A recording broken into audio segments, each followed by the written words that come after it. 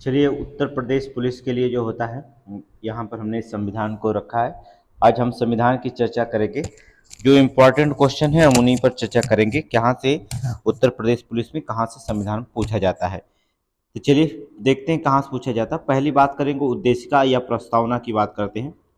उद्देशिका या प्रस्तावना सबसे मोस्ट इम्पोर्टेंट। प्रस्तावना में संशोधन किया जा सकता है या नहीं किया जा सकता, इसके लिए कि विवादों को भी जुड़ा रहा। इस विवाद को भी हम यहीं पर हल करेंगे। पहले हम प्रस्तावना में देखेंगे कि शब्दों को क्या, कौन कौन से शब्द प्रस्तावना में क्या क्या रखे गए हैं। तो देखिए प्रस्तावना में शुरू करते हैं। हम भारत के लोग, ये देखिए आरओ और एआरओ क्वेश्चन में भी पूछा गया है, परीक्षा में पूछा गया था, और पीसीएस में भी इसका क्रम पूछा जाता है। ये क्रम भी इंपॉर्टेंट रखा जाता है। यहाँ पर देखेंगे हम भारत के लोग संपूर्ण प्रभुत्व संपन्न, समाजवादी, पंथ निरपेक्ष और लोकतंत्रात्मक गणराज्य। ये क्रम बहुत जरूरी है क्योंकि आरओ में जो होता है क्रम ही पूछा गया था। तो प्रस्तावना में कौन सा शब्द शामिल है? हम भारत के लोग संपूर्ण प्रभुत्व संपन्न, समाजवादी, पंथ निरपेक्ष और लोकतांत्रिक गणराज्य, ठीक है, बनाने के लिए समस्त नागरिकों को, हम यहाँ पर देख लेते हैं, समस्त नागरिकों को जो होता है न्याय, न्याय में कौन कौन शब्द शामिल किए गए हैं ये इंपॉर्टेंट रखा जाता है। न्याय कौन कौन से न्याय? सामाजिक, आर्थिक और राजनीतिक न्याय, ठीक है। इन सभी को, समस्त नागरिकों को जो होता है सामाजिक, आर्थिक और राजनीतिक न्याय, सबको न्याय मिलेगा। स्वतंत्रता की बात करेंगे, विचार की स्वतंत्रता, अभिव्यक्ति की स्वतंत्रता, विश्वास, धर्म और उपासना की स्वतंत्रता की बात कहेगी। समता, समता में किसी प्रतिष्ठा और अवसरों की समता प्रदान करने की बात कहेगी। इसमें किसी को छोट बड़ा या किसी को ऊंच नीच ऐसा भेदभाव नहीं है, ठीक है। संविधान में समता शब्द जोड़ा गया है। बंधुता शब्द जोड़ा गया है। व्यक्ति की गरिमा और राष्ट्र की एकता अखंडता जो सुनिश्चित करने के लिए बंधुता का, भाईचारे का व्यवहार होना चाहिए, ये बंधुता शब्द जोड़ा गया। तो यहाँ पर देखेंगे कौन सा हो गया, अर्थात भारत के लोग में क्या क्या जोड़ा गया? प्रभुत्व संपन्न, समाजवादी, पंथ निरपेक्ष और लोकतांत्रिक गणराज्य। ये चार शब्द हो गए। हम भारत के लोग बनाने के लिए जो था समस्त नागरिकों को किस किस की मान्यता मिली है? न्याय की मान्यता मिली है। यहाँ पर देखेंगे न्याय की, स्वतंत्रता की, समता की और बंधुता अर्थात भाईचारे की जो होता है व्यवहार रहेगा। व्यक्ति की गरिमा और राष्ट्र की अखंडता इससे बनी रहेगी, ठीक है। राष्ट्र की अखंडता इससे बनी रहेगी। दृढ़ संकल्प होकर हम क्या करते हैं, यहाँ संविधान में बताया गया कि दृढ़ संकल्प होकर इस संविधान सभा को दिनांक कब? 26 नवंबर 1949 के द्वारा इस संविधान को अंगीकृत, अधिनियमित और आत्मसमर्पित किया गया, ठीक है। तो संविधान को कब? 26 नवंबर, इसलिए 26 नवंबर को जो होता हम क्या करते हैं? संविधान दिवस भी मनाते हैं। संविधान दिवस भी जो होता मनाते कब? 26 नवंबर को। इसी दिन जो होता संविधान को अधिनियमित किया गया और आत्मसमर्पित किया गया था, ठीक है। 26 नवंबर को, इसलिए 26 नवंबर को संविधान दिवस के रूप में मनाया जाता है। अब देखेंगे, अब सब प्रस्तावना में संविधान जो होता वैश्विक संविधान संशोधन के द्वारा जो होता है समाजवादी, पंथनिरपेक्ष और अखंडता शब्द जोड़े गए थे, ठीक है। प्रस्तावना में जो होता है समाजवादी, पंथनिरपेक्ष और अखंडता शब्द कब जोड़े गए थे? बताते 42वां संविधान संशोधन 1976 के द्वारा जो था 3 शब्द जोड़े गए थे, याद रखना, समाजवादी, पंथनिरपेक्ष और अखंडता। ये तीनों याद रखिएगा, बहुत इंपॉर्टेंट है, बार बार क्वेश्चन पूछा जाता है। हमने ऊपर बताया था कि 3 शब्द जो होते हैं, एक हमने बताया था स्वतंत्रता, समता और बंधुता। ये किस संविधान से प्रेरित है, अर्थात किस देश से प्रेरित है? तो बता दें फ्रांस की क्रांति से प्रेरित है। 1789 में फ्रांस की क्रांति हुई थी, उसी शब्द से जो था फ्रांस की क्रांति से जो होता है स्वतंत्रता, समता और बंधुता, ये तीनों जो होता है प्रेरित है। एक बहुत इंपॉर्टेंट क्वेश्चन है, जितना हम बताएंगे बस उसी पे आप अमल करिएगा। सारे क्वेश्चन जो होता है आपकी पुलिस में यहीं से पूछे जाएंगे, क्योंकि 10 सेट बन रहा है। इन 10 सेटों में जो होता है संविधान में थोड़ी सी क्वेश्चन जरूर पूछा जाता है, 5 से 10 क्वेश्चन पूछे जाते हैं। इसलिए जो होता है बहुत इंपॉर्टेंट क्वेश्चन बनता है कि यहाँ कहाँ से क्वेश्चन पूछे जाएंगे, ठीक है। अब देखिएगा, हमने बताया कि प्रस्तावना को लेकर उद्देशिका में, उद्देशिका प्रस्तावना को लेकर बदलाव की बात कही गई थी। इसमें प्रस्तावना को संविधान का अंग माना जाए या ना जाए, इसका भी विवाद हुआ था, ठीक है। तो कई बार क्वेश्चन पूछा गया है ये विवाद में कि केशवानंद भारती बनाम केरल राज्य के बीच जो होता विवाद हुआ 1973 में चला था। केशवानंद भारती, सर्वोच्च न्यायालय ने इस पर मत दिया था अपना, संविधान के उद्देशिका पे की, उद्देशिका जो था संविधान का अभिन्न अंग है, ठीक है। जो इसमें विवाद हुआ कि उद्देशिका को संविधान का अभिन्न अंग है कि भिन्न अंग है, तो कुछ लोगों ने भिन्न अंग माना। इस दोनों के, केरल और केशवानंद भारती, केरल राज्य, केरल ने क्या किया, केरल राज्य था इसे संविधान का अंग नहीं माना। उद्देशिका को जो था प्रस्तावना का अंग नहीं माना, अर्थात उसने संविधान का अंग नहीं माना था। ठीक है, लेकिन केशवानंद भारती जो होता है इसे क्या करते थे, संविधान का जो होता अभिन्न अंग मानते थे। इसमें विवाद हुआ तो सर्वोच्च न्यायालय ने फैसला दिया कि उद्देशिका संविधान का अभिन्न अंग है। ठीक है, किसने दिया था, सर्वोच्च न्यायालय ने। उद्देशिका में संशोधन के लेकर विवाद हुआ, मूल ढांचे के अलावा जो होता है उद्देशिका में संशोधन जो होता है किया जा सकता है। अब क्वेश्चन कई बार आपसे पूछा गया है कि क्या उद्देशिका में संशोधन किया जा सकता है, तो उद्देशिका में देखिए मूल ढांचा छोड़ा करके जो होता है उद्देशिका में संशोधन किया जा सकता है। ये सर्वोच्च न्यायालय ने निर्णय दिया कि उद्देशिका को जो होता है हम संशोधन कर सकते हैं, लेकिन मूल ढांचे पे जो होता है इसका कोई प्रभाव देखने को ना मिले। तो मूल ढांचे के अलावा हम क्या कर देंगे, उद्देशिका का संशोधन कर सकते हैं उद्देशिका में। फिर इसके बाद विवाद हुआ जो था पंजाब और केरल गोपाल नाथ के बीच विवाद हुआ था लेकर के। तो उसमें जो था न्यायमूर्ति हिदायतुल्लाह थे उस समय। न्यायमूर्ति हिदायतुल्लाह ने कहा कि जो उद्देशिका है वह संविधान की आत्मा है। ठीक है, ये याद रखना, ये बहुत बार क्वेश्चन पूछा है किसने कहा था संविधान की आत्मा है, उद्देशिका संविधान की आत्मा है। तो आपको बता दें न्यायमूर्ति हिदायतुल्लाह ने जो होता उद्देशिका को जो होता है संविधान की आत्मा माना था, अर्थात संविधान की आत्मा कहा था। डॉक्टर भीमराव अंबेडकर ने संविधान को आत्मा कहा था, अर्थात डॉक्टर भीमराव ने संविधान का आत्मा जो होता उद्देशिका को नहीं, किसको कहा था, अर्थात अनुच्छेद 32 को संवैधानिक उपचार के अधिकार को जो होता डॉक्टर भीमराव ने क्या कहा था, संविधान की आत्मा। बहुत इंपॉर्टेंट है, देखिए अब किसने कहा था संविधान की आत्मा को जो होता अर्थात उद्देशिका को संविधान का आत्मा किसने बताया, न्यायमूर्ति हिदायतुल्लाह ने बताया। लेकिन भीमराव अंबेडकर ने संविधान की आत्मा किसको बताया था, अर्थात संवैधानिक उपचार के अधिकार को जो होता उन्होंने क्या कहा था, संविधान की आत्मा कहा था। तो दोनों में डिफरेंस हो गए। ठीक है, भीमराव अंबेडकर के द्वारा अनुच्छेद 32 है, जबकि न्यायमूर्ति हिदायतुल्लाह के द्वारा उद्देशिका को ही संविधान का आत्मा बताया गया। अब देखिए उद्देशिका में जो शब्द प्रयोग किए गए हैं, उद्देशिका के जो शब्द हैं क्या कौन से शब्द जो होता प्रयोग किए गए हैं, इसका अर्थ क्या होते हैं। जैसे हम भारत के लोग, देखिए संविधान की प्रभुत्व जो सत्ता होती है, निहित होती है, प्रभु सत्ता जो निहित होती है वो किसके पास होती है, जनता के पास होती है। संविधान का मूल स्रोत कौन है, भारत का जनता है। याद रखना, अगर पूछा जाता है संविधान का मूल स्रोत कौन है, तो याद रखिएगा भारत की जनता है। संविधान की जो सत्ता है प्रभुत्व सत्ता है, कहने का मतलब जो होता पूरा शासन जिसके हाथ में, वो किसके हाथ में, जनता के लिए। आगे बताया गया भारत के लोगों ने जो था इस संविधान को अंगीकृत अधिनियमित किया था। हम भारत के लोग या we the people of India कहाँ से लिया गया, अमेरिका की स्वतंत्रता की घोषणा संयुक्त राष्ट्र संघ से लिया गया था। याद रखना, अमेरिका की स्वतंत्रता की घोषणा के समय ये कहाँ शब्द लिया गया था, अर्थात संयुक्त राष्ट्र संघ से लिया गया। क्या, we the people of union nation, we the people of union nation. तो जो हम भारत के लोग कहाँ से लिया गया, संयुक्त राष्ट्र से। कब, अमेरिका की स्वतंत्रता की घोषणा के समय से लिया गया था ये। ठीक है, ये बहुत इंपॉर्टेंट क्वेश्चन है। देखिए कुछ शब्द आए थे, जैसे हमने कहा प्रभुत्व संपन्न का अर्थ क्या होता है, शब्द है प्रभुत्व संपन्न का अर्थ क्या होता है। तो प्रभुत्व संपन्न का मतलब होता है कोई भी, अर्थात भारत अपनी आंतरिक और बाह्य मामलों में किसी विदेशी या शक्ति के जो होता अधीन नहीं होता। देखिए भारत अपना निर्णय स्वयं लेगा। प्रभुत्व संपन्न का मतलब यही होगा, भारत जो होता है किसी भी देश का जो होता है किसी भी देश को अपने देश में हस्तक्षेप करने का जो होता है अनुमति नहीं देता है। कहने का मतलब चाहे आंतरिक हो चाहे बाह्य मामले हो, भारत अपना निर्णय स्वयं लेगा। इस पर किसी भी विदेशी सत्ता जो होता है हमारे निर्णय को जो होता है नहीं हटा सकती है, निर्णय को नहीं बदल सकती। हम स्वयं बदलेंगे क्या निर्णय लेना क्या नहीं निर्णय लेना। समाजवादी का मतलब होता है, इसको हमने आपको बताया कि 42वां संविधान संशोधन 1976 के द्वारा समाजवादी जो था उद्देशिका में जोड़ा गया था। उद्देशिका में समाजवादी शब्द कब जोड़ा गया, 42वां संविधान।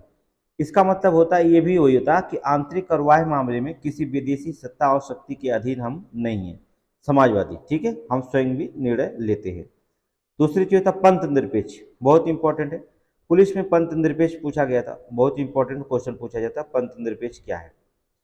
देखिए इसका अर्थ क्या होता है पंथ निरपेक्ष का, ये भी हमने आपको बता दिया कि 42वां संविधान संशोधन 1976 के द्वारा उद्देशिका में जोड़ा गया था। ठीक है, 42वां संविधान संशोधन 1976 के द्वारा इसे भी उद्देशिका में जो होता है जोड़ा गया था। इसका अर्थ क्या था, पंथ निरपेक्ष का तात्पर्य होता है जो किसी धर्म, किसी विशेष राजधर्म के रूप में मान्यता प्रदान नहीं करता है। ठीक है, जो किसी भी धर्म को जो तब विशेष राजधर्म के रूप में मान्यता प्रदान नहीं, बल्कि ये सभी धर्मों को तटस्थ भाव से समान संरक्षण प्रदान करता है। करने का मतलब होता है भारत में जो होता है किसी एक धर्म को बढ़ावा नहीं मिलता। भारत सरकार या यहाँ पर जो होता है सभी धर्मों को जो होता है हम लोग समान आदर करते हैं, किसी एक विशेष धर्म को बढ़ावा हम नहीं देते हैं। ठीक है, सभी धर्मों को हम क्या करेंगे, समान संरक्षण जो होता प्रदान करते हैं। ठीक है, तो इसलिए जो होता है यहाँ पर पंथ निरपेक्ष या धर्मनिरपेक्ष राज्य कहलाता है भारत, शामिल किया गया। दूसरी चीज होता है लोकतंत्र क्या है, इंपॉर्टेंट शब्द होता है लोकतंत्र की बात करते हैं। लोकतंत्र का अर्थ है लोगों का तंत्र या जनता का शासन। जहां जनता का शासन होता है वही क्या कहलाता है, लोकतंत्र कहलाता है। याद रखिए, लोगों का तंत्र अर्थात जनता का शासन, जहां जनता का शासन होता है वही लोकतंत्र कहलाता है। भारत में लोकतंत्रात्मक राज्य है, आपको पता है। भारत में जनता अपने द्वारा निर्वाचित प्रतिनिधियों के माध्यम से शासन चलाती है। ठीक है, ये क्या करेंगे, जो जनता द्वारा निर्वाचित होते हैं उन्हीं प्रतिनिधियों के द्वारा जो होता है भारत सरकार अपना शासन चलाती है। इन्हें अप्रत्यक्ष लोकतांत्रिक प्रणाली या प्रतिनिधि प्रणाली भी कहा जाता है। ठीक है, इन्हें कहा जाए अप्रत्यक्ष लोकतंत्र। कहने का मतलब जनता ही है, लेकिन जो होता है किसी दूसरे चुनती है जनता को, अर्थात वहाँ पर प्रत्याशी को चुनती है, तो उनके द्वारा जो भेजा जाता है उन्हीं के द्वारा एक सरकार बनाया जाता है। उसी सरकार के द्वारा जो होता है वो क्या करता है, शासन चलाया जाता है। और यही शासन चलाने के लिए जो होता है इसे कहा जाता है कि अप्रत्यक्ष लोकतांत्रात्मक प्रणाली कहा जाता है। अब्राहम लिंकन ने एक चीज बताया था कि शासन के बारे में, अब्राहम लिंकन के अनुसार कहा गया था कि लोकतांत्रिक शासन सत्ता का जनता के लिए है, जनता का लोकतांत्रिक शासन जो होता है जनता का है और जनता के लिए है, और जनता द्वारा स्थापित शासन होता है। कहने का मतलब लोकतंत्रात्मक शासन वहां है जहां जनता का शासन हो और जनता चुने और जनता के ही द्वारा चलाया जाए, वहीं पर जो होता है लोकतंत्र होता है, अर्थात डेमोक्रेसी वहीं पर होती है। ये किसका कथन है, अब्राहम लिंकन की। याद रखना, अब्राहम लिंकन का ये कथन है। एक शब्द जोड़ा गया गणराज्य, शब्द जोड़ा गया था गणराज्य। गणराज्य में देखेंगे क्या होता है, गणराज्य किसे कहा जाता है, या इसका मतलब होता है राष्ट्राध्यक्ष निर्वाचित होगा, ना कि वंशानुगत होता है। गणराज्य में कभी भी जो होता है राष्ट्राध्यक्ष जो होता है वंशानुगत नहीं होता है। गणराज्य वहां होता है जहां जो भारत का राष्ट्राध्यक्ष होता है, राष्ट्र का जो अध्यक्ष राष्ट्राध्यक्ष होता है उसका निर्वाचित होता है, ना कि वो वंशानुगत होता है, वही गणराज्य कहलाता है। भारत एक लोकतांत्रिक गणराज्य है, आपको पता है, लेकिन ब्रिटेन में लोकतंत्र के साथ राजतंत्र भी है। ठीक है, ब्रिटेन में जो होता है लोकतंत्र के साथ साथ राजतंत्र है। वहां पर जो होता महारानी जो होता दो प्रत्याशियों को उठाती है, वही दो ही प्रत्याशी जो होता वहां पर चुनाव लड़ते हैं और जनता उन्हें चुनती है।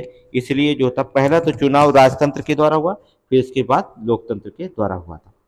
ठीक है, अब देखेंगे हम पढ़ेंगे क्या, यहाँ से पुलिस में क्वेश्चन पूछा गया था संविधान के विषय वस्तु, फिर हम संविधान में बताएंगे। पहले हम ये बताएंगे क्या क्या चैप्टर आपको पढ़ना है, यहाँ पर थोड़ी सी देख लीजिए संविधान के विषय में आपको क्या पढ़ना है, इसके बाद हम आगे बढ़ते हैं। देखिए भाग, मूल संविधान में कितने भाग हैं, याद रखिए कि अगली बार पुलिस में पूछा गया था मूल संविधान में पूछता कितने भाग हैं, तो 22 बताइएगा। वर्तमान में 22 है, लेकिन अगर गणना की दृष्टि से पूछेगा तो आप 25 बताइएगा, ये याद रखिएगा। अगर पार्ट भाग पूछा जाता है, अलग अलग भी हम पढ़ाएंगे आपको। ठीक है, तो मूल संविधान में कितने भाग हैं, 22 भाग है, वर्तमान में 22 है, लेकिन कभी गणना की दृष्टि से पूछ दिया तो आप 12 भाग मानेंगे। विशेष में भाग 4 का, भाग 9 का, भाग 9 का, भाग 14 का जोड़ा गया है। ठीक है, 7 भाग 7 को क्या कर दिया गया, निरस्त कर दिया गया। ठीक है, ये 4 भाग जोड़े गए हैं और ये 7 भाग 7 को जो था निरस्त कर दिया गया। अनुसूचियां पूछता है तो मूल संविधान में 8 अनुसूचियां थी, वर्तमान में 12 हैं और गणना की दृष्टि से भी 12 हैं। अगर आर्टिकल पूछता है, अनुच्छेद पूछता है, मूल संविधान में 395 अनुच्छेद थे, वर्तमान में 395, अगर गणना के दृष्टि से पूछेगा तो 465 पूछ। ये बहुत इंपॉर्टेंट है, ज़्यादा पूछता है कि वर्तमान में गणना की दृष्टि से कितने अनुच्छेद है, 465, याद रखिएगा। गणना की दृष्टि से पूछेगा तो 465, नहीं तो वर्तमान पूछे या मूल पूछे तो आप 395 मारेंगे। परिशिष्ट की संख्या पूछेगा, पहले भी 5 थी, वर्तमान में भी 5 है और गणना की दृष्टि से 5 है। पहले हम संविधान में क्या क्या पढ़ना चैप्टर, पहले हम क्या क्या पढ़ाएंगे उसके बारे में हम चर्चा कर लेते हैं। ठीक है, देखिए, पहले हम थोड़ी सी चर्चा कर लेते हैं कि संविधान में भाग कहाँ कहाँ है, इसके बाद अनुच्छेद बता देते हैं, इसके बाद हम आपको बताते हैं, संविधान शुरू करते हैं। थोड़ी सी चर्चा हम कर लेते हैं संविधान के भाग के, कौन कौन से भाग किस में रखा गया है, इसके बाद हम बताएंगे संविधान में क्या क्या आपको पढ़ना है। ये भी इंपॉर्टेंट रहता है क्योंकि ये पुलिस में क्वेश्चन है, संविधान के भाग कितने, 22 भाग में क्या कौन है। तो देखिए कि प्रथम भाग 1 में जो होता संघ और राज्य क्षेत्र का वर्णन किया गया है, और अनुच्छेद 1 से 4 तक के लिए बात की पढ़ेंगे आप, अनुच्छेद 1 से 4 तक, ठीक है। संघ राज्य और उसके क्षेत्र का वर्णन है किस आर्टिकल में, अनुच्छेद 1 से 4 तक के लिए जो होता है संघ और राज्य उसके क्षेत्र का। ये क्वेश्चन पीसीएस में पूछा गया, पुलिस में पूछा गया। भाग 2 नागरिकता से संबंधित है, 5 से 11 तक हम नागरिकता का प्रावधान करते हैं। भाग 3 में जो होता मौलिक अधिकार दिया गया है, 12 से 35 तक लिए तो मौलिक अधिकार के बारे में चर्चा की, अनुच्छेद 12 से 35 तक मौलिक अधिकार। भाग 4 में जो होता राज्य के नीति निर्देशक तत्व की बात की गई, 36 से 51 तक, ठीक है, 36 से 51 तक जो होता है राज्य का नीति निर्देशक तत्व की बात की गई। भाग 4 का में जो होता है मौलिक कर्तव्य की बात की गई, 51 का में 42वां संविधान संशोधन 1976 के द्वारा जोड़ा गया। बहुत इंपॉर्टेंट क्वेश्चन याद रखिएगा, जो मौलिक भाग जो कर्तव्य है भाग 4 का में बहुत बार पूछा गया है, अनुच्छेद 51 में रखा गया, किस संविधान संशोधन के द्वारा जोड़ा गया था, 42वां संविधान संशोधन 1976 के द्वारा इसे जोड़ा गया था। भाग 5 में केंद्रीय प्रशासन है, 52 से लेकर के 151 तक पढ़ेंगे। फिर भाग 6 में राज्य प्रशासन है, 152 से लेकर के जो था 237 तक, इसी में हम मुख्यमंत्री, राज्यपाल, महान्यायवादी, ये सारे जो होता है राज्य प्रशासन में पढ़ेंगे। और केंद्रीय प्रशासन में जो होता है राष्ट्रपति, उपराष्ट्रपति, जो होता प्रधानमंत्री, ठीक है, महान्यायवादी, ये ठीक है, ये सब जो होता है 52 से लेकर 151 के बीच में हम पढ़ेंगे। भाग 7 में जो होता है प्रथम अनुसूची, भाग ख में 238 अनुच्छेद 238 से 7वां संविधान संशोधन 1956 के तहत इसे क्या कर दिया गया, समाप्त कर दिया गया। भाग 7 को कब समाप्त किया गया, अर्थात भाग 7 को जो होता है 7वां संविधान संशोधन 1976 के तहत जो होता है इसे समाप्त कर दिया गया, ये याद रखिएगा, ठीक है। 1956 के तहत समाप्त कर दिया गया।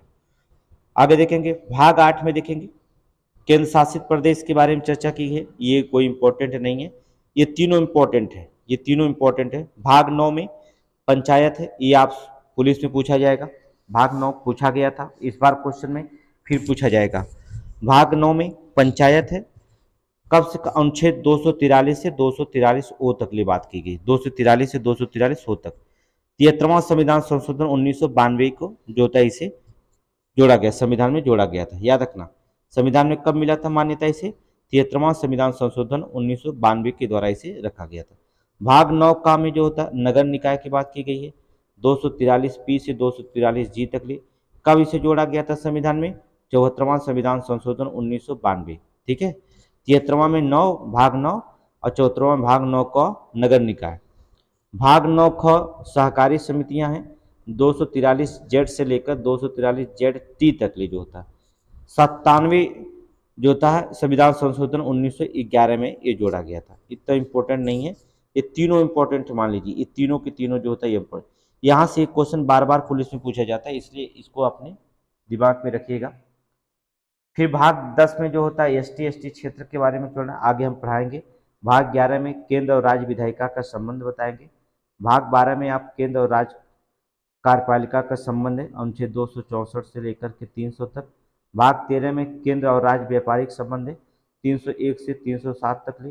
भाग 14 में PCS या UPSC के जो होता है बारे में जानकारी दी गई, अनुच्छेद 300 याद रखिएगा, बहुत जरूरी है, ये भी याद रखिएगा, ठीक है। भाग 14 ये आपसे क्वेश्चन पूछा गया पेट में भी, पुलिस में भी, याद रखिए। भाग 14 क में जो होता अधिकरण जो है, ठीक है, अधिकरण, इसे कब जोड़ा गया, 42वां संविधान संशोधन 1976 में, ठीक है।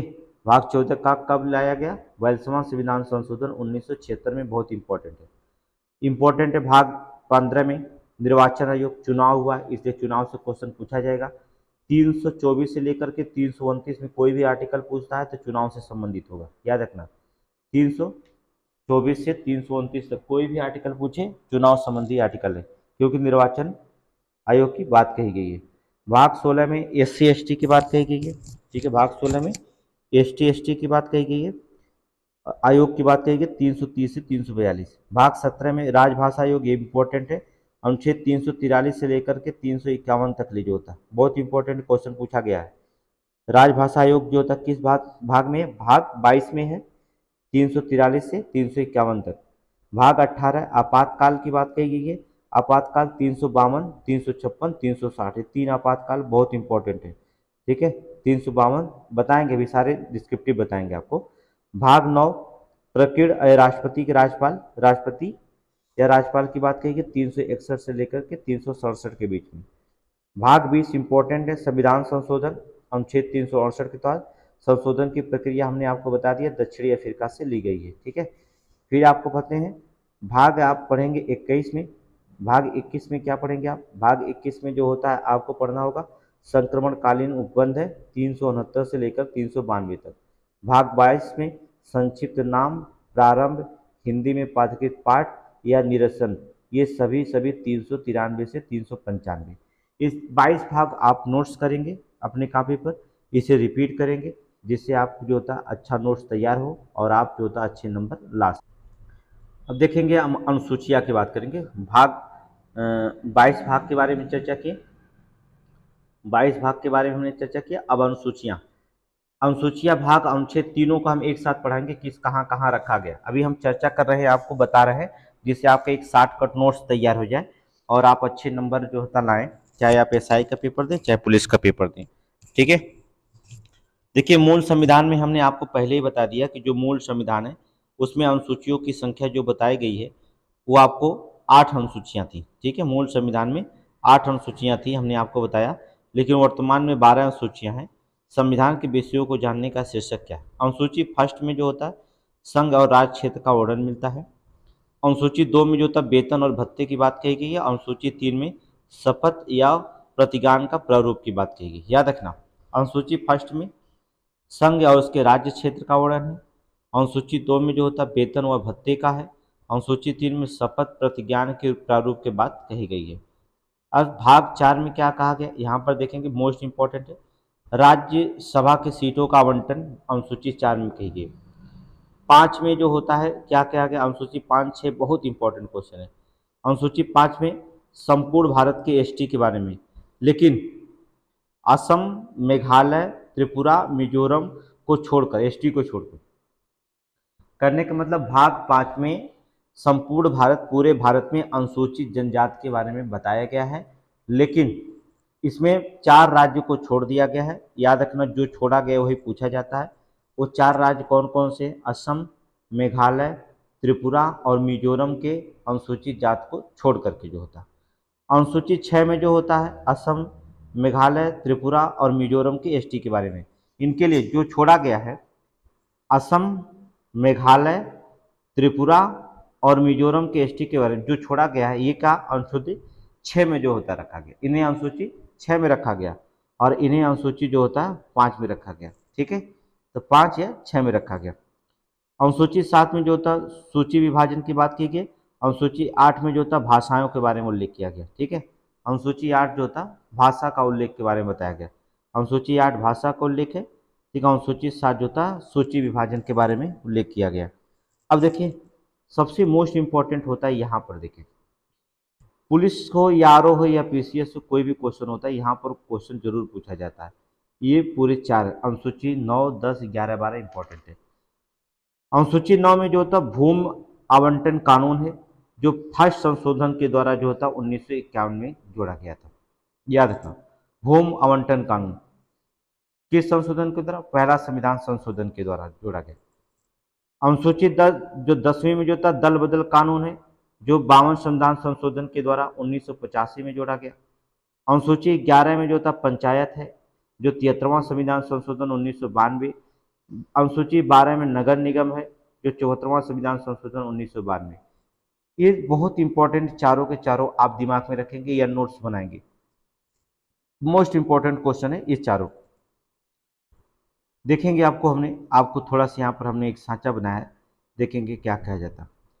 देखिए यहाँ सूची 9 में जो होता है भूमि आवंटन कानून फर्स्ट या 1951 में संशोधन में, पहला संशोधन 1951 में। पहला संशोधन क्या हुआ था? भूमि आवंटन कानून, ठीक है। पहला संशोधन क्या हुआ था? भूमंडल कानून, पहला संशोधन 1991, याद रखना 1951 में पहला संविधान संशोधन हुआ था। कहाँ से लिया गया है? दक्षिणी अफ्रीका से। ठीक है, ये भी याद रखिएगा। अनुसूचित 10 में दल बदल कानून बनाया गया था 52 या 1950 में अदल बदल कानून जो होता है यहाँ बनाया गया था। अनुसूचित 11 में पंचायत है, 73वां संविधान संशोधन 1900। कितने विषय को रखा गया? याद रखना 29। पंचायत में कितने विषय हैं? 29 विषय। बहुत इंपॉर्टेंट, पेट के एग्जाम में भी पूछा गया था। कितने विषय हैं? 29 विषय। अनुसूची 12 में जो होता है नगरीय निकाय है, कितने विषय रखेंगे? अर्थात 74वां संविधान संशोधन 1992 कितने विषय रखेंगे? 18। ठीक है, नगर निकाय में 18 है और पंचायती में 29 विषय हैं। ये बहुत इंपॉर्टेंट क्वेश्चन है, ये भी पुलिस के एग्जाम में बहुत याद रखना कि बहुत इंपॉर्टेंट ये सारे क्वेश्चन रखे गए हैं आपके हैं। अब देखिए अगला टॉपिक क्या है? भारतीय संविधान के स्रोत। अब हमने आपको बता दिया, भाग बता दिया और अनुसूची बता दिया, अनुसूचियां बता दी। जहां तक एक चीज बाकी रह गया, अनुच्छेद। हमने बताया हम अनुच्छेद 395 तो बताएंगे नहीं क्योंकि समय नहीं है। इन अनुच्छेद को जो होता है जब हम संविधान पढ़ा रहेंगे तो उसमें सारे अनुच्छेद को कहाँ कौन से अनुच्छेद में रखा गया उस आर्टिकल में बताएंगे। लेकिन सबसे पहले बहुत इंपॉर्टेंट क्वेश्चन होता है, संविधान के स्रोत से एक क्वेश्चन पूछा जाता है। ये हम देख लेते हैं कि संविधान के स्रोत भारत में कहाँ कहाँ से लिया गया है। बहुत इंपॉर्टेंट क्वेश्चन होता है संविधान के स्रोत के बारे में, कहाँ कहाँ से लिया गया है, ये बहुत इंपॉर्टेंट क्वेश्चन होता है। तो भारत शासन अधिनियम 1935 के द्वारा आपको बता दें कि संविधान का 75% भाग मूल रूप से भारत के शासन अधिनियम 1935 से लिया गया है, जो भारतीय संविधान का सबसे बड़ा स्रोत होता है। क्वेश्चन कई बार पूछा गया, भारतीय संविधान का सबसे बड़ा स्रोत कौन सा अधिनियम है? तो आप चुपचाप मारिएगा अनुच्छेद भारत शासन अधिनियम 1935। 1935 जो होता है भारतीय संविधान का सबसे बड़ा स्रोत माना जाता है। कहा जाता है कि 75% जो होता है, जो संविधान को हमने बनाया अपनाया है, तो अधिनियम 1935 के तहत ही अपनाया गया है। ठीक है, इसे सबसे बड़ा स्रोत माना जाता है।